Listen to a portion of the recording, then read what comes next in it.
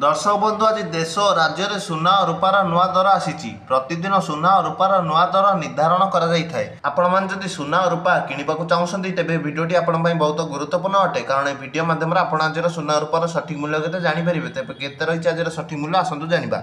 आज भारतीय बजार में 24 कैरेट सुना दर 99,880 टंका रही। 22 कैरेट सुना दर 91,550 टंका छुई।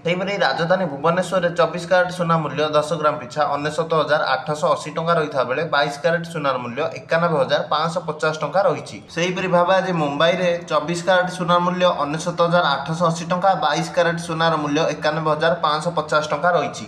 नुआदिल्ली में 24 कैरेट सुना 1,30,000 टंका रही बेले 22 कैरेट सुना 91,700 टंका रही। सेहीपरि भाव आज चेन्नई में 24 कैरेट सुना 99,880 टंका और 22 कैरेट सुना 91,550 टंका रही।